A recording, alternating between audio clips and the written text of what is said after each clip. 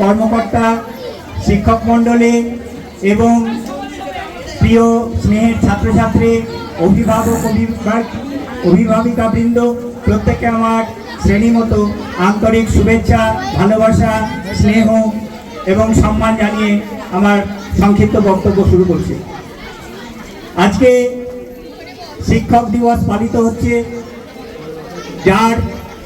যাকে কেন্দ্র করে সেই ডক্টর সর্বপল্লী রাধাকৃষ্ণন, যিনি ছিলেন একজন আদর্শ শিক্ষক, যিনি ছিলেন ভারতবর্ষের প্রথম এবং দ্বিতীয় উপরাষ্ট্রপতি এবং ভারতের দ্বিতীয় রাষ্ট্রপতি।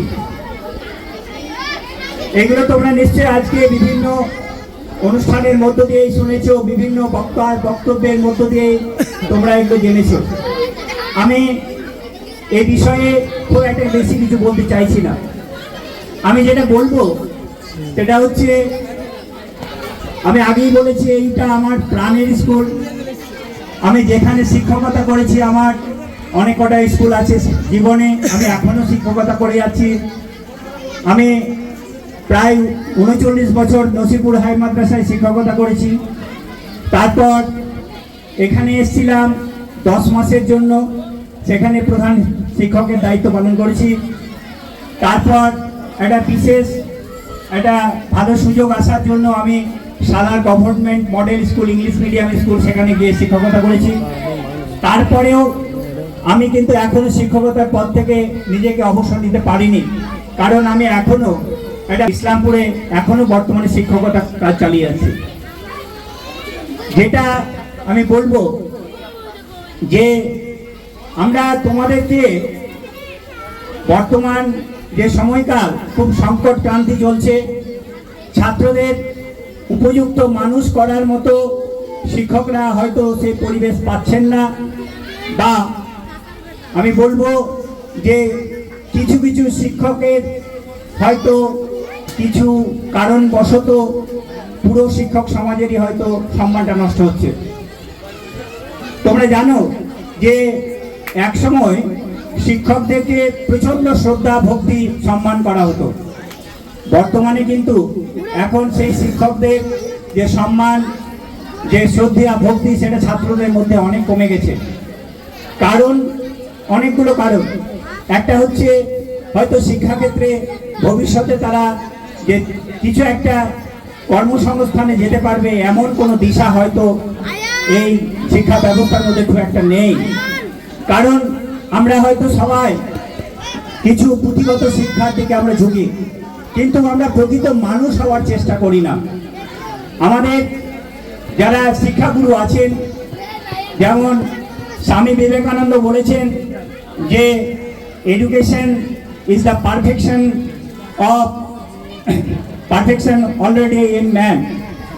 অর্থাৎ মানুষের মধ্যে যে সম্ভাবনাগুলো রয়েছে, একটা ছোট্ট শিশুর মধ্যে যে প্রতিভাগুলো রয়েছে, সেই প্রতিভাগুলোর যদি সম্পূর্ণ বিকাশ না ঘটে তাহলে সে কখনোই উপযুক্তভাবে মানুষ হয়ে তৈরি হয়ে উঠতে পারবে না। তাই শিক্ষকদের প্রধান কর্তব্যই হচ্ছে একটা ছাত্র বা ছাত্রী, তার মধ্যে যে সমস্ত সুপ্ত যে সমস্ত সেই প্রতিভাগুলোকে খোঁজ করে তাদের উপযুক্তভাবে বিকাশ সাধন করা। হয়তো আমরা সেটা সব ক্ষেত্রে হয়তো পারছি না বলেই আজকে সমাজের বুকে বেশ কিছুটা অভাব যাচ্ছে।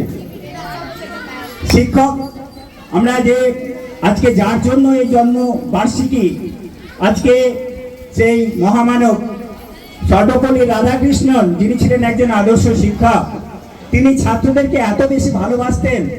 তিনি দর্শন শাস্ত্রে, তোমরা জানো, শুনেছ, দর্শন শাস্ত্রে তিনি বিভিন্ন বিশ্ববিদ্যালয়ে অধ্যাপনা করেছেন।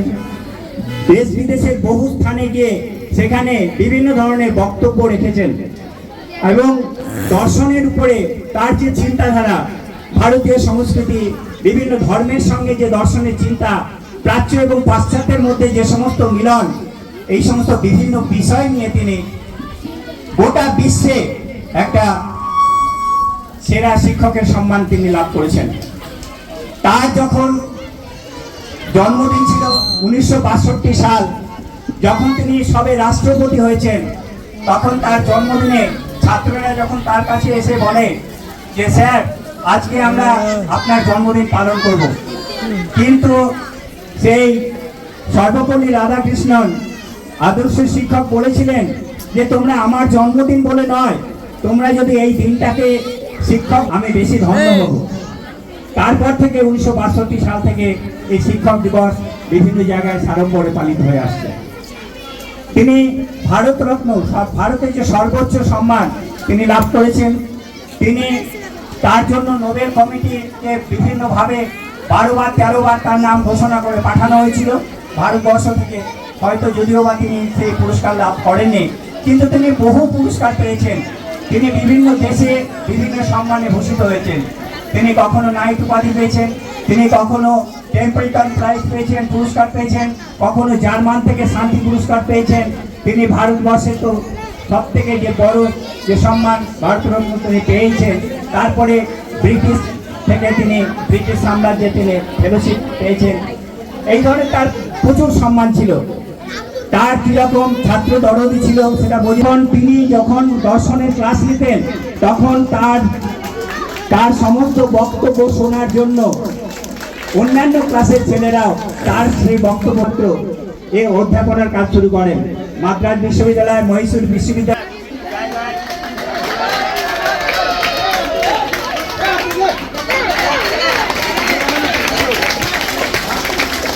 তিনি এত বেশি ছাত্রদের ভালোবাসতেন, এত বেশি ছাত্র দরদি ছিলেন, ছাত্ররাও সেই শিক্ষককে কিন্তু ভুলতে পারেননি। যার জন্য কলকাতা বিশ্ববিদ্যালয় থেকে যখন তিনি মহীশূরে যাওয়ার জন্য তৈরি হচ্ছিলেন, সেই সময় কলকাতা বিশ্ববিদ্যালয় থেকে যে হাওড়া স্টেশন পর্যন্ত যে গাড়ি ফুল দিয়ে সাজানো হয়েছিল হাওড়া স্টেশন পর্যন্ত, তাহলে বুঝতে পারছো যে তারা কতটা শিক্ষককে ভালোবাসতেন। শিক্ষক যেমন ছাত্রদেরকে ভালোবাসতেন, তেমনি ছাত্রও কিন্তু শিক্ষকদেরকে ভালোবাসতেন। তাহলে আমি তোমাদেরকে একটা কথাই বলবো, এখনো পর্যন্ত তোমরা যে শিক্ষাদানটা করছো, তোমাদের প্রধান যে শিক্ষাগুরু সেটা হচ্ছে তোমাদের মা বা বাবা, তারপরে হচ্ছে তোমাদের শিক্ষক। মা বা বাবা ছাড়া কিন্তু আমরা প্রথম শিক্ষা পাই না। যাই হোক, সুতরাং আমাদের ভাবতে হবে যে শিক্ষকরা আমাদের জীবন গড়ে তোলার কাজ করছেন, আমাদের এগিয়ে যাওয়ার পথ দেখাচ্ছেন, আমাদের জীবনকে উন্নত করার, মানুষ হয়ে গড়ে তোলার জন্য পথ দেখাচ্ছেন। সুতরাং আমাদের বিভিন্ন সমস্যা আসলেও আমরা মেনে চলবো। একজন আগেই বলে আমি এই বিদ্যালয়ের সমস্ত শিক্ষক, ছাত্রছাত্রী, অভিভাবক বৃন্দ সকলকে আমার আন্তরিক শুভেচ্ছা অভিনন্দন জানিয়ে আমার বক্তব্য শেষ করছি। ধন্যবাদ।